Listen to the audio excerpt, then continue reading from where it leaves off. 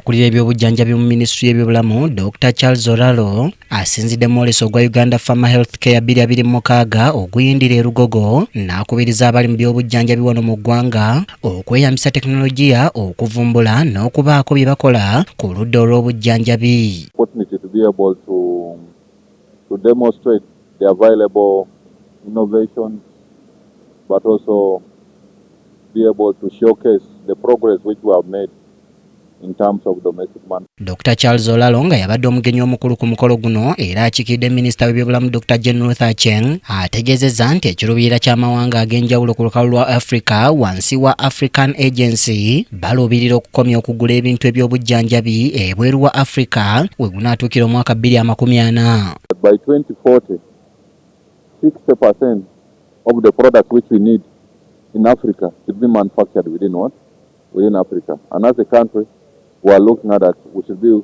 one of the countries to contribute that in terms of vaccines, in terms of other products. Ono era agamba nti ng'eggwanga wakyaliwo obwetaavu obw'okugoberera omulamwa guno okulaba ng'ebigulibwa ebweru bikendeera nga bwe kyali mu kiseera ekya COVID-19. Building up from COVID, we are looking at that. We need to expand our capacity. It's part of the sustainability capacity that we need to expand our capacity of domestic manufacturing. Currently, we are importing over 80% of our pharmaceutical products from outside. This has implications in terms of cost, in terms of jobs, but also in terms of developing the country's economy.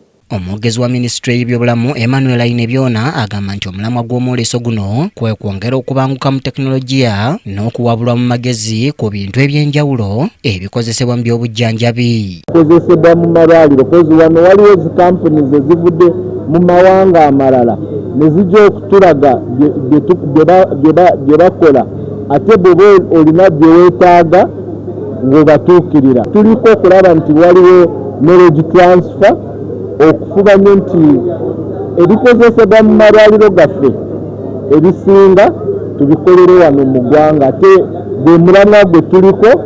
Baba mu kuboolesezza ebisobodde okukolebwa basinzidde wano okusaba gavumenti okwongera okubakwasizaako mu ngeri ezitali zimu ez'obuvujjirizi obw'ensimbi so nga n'abatya ebintu ebikolebwa kuno basabiddwa okukikomya. Akati gavumenti kyerina okukola kwe kusookera okulabira ddala nti eteekawo enteekateeka ekwanyaganya bulungi bannayuganda ne bannaffe abagwira. Tulina okukkiriza batusingako ku tekinologi tugezezzaako okuyiiya n'okwongerera ddala ssente mu kunoonyereza ekyomukisogeregana kumanyagana buli muntu ategeere munne kyakola tusobole okulaba nga tukusobola okukola ebyobulamu ebyawamu. Kyambadde Shadrack Joshua, KTV Amalindire.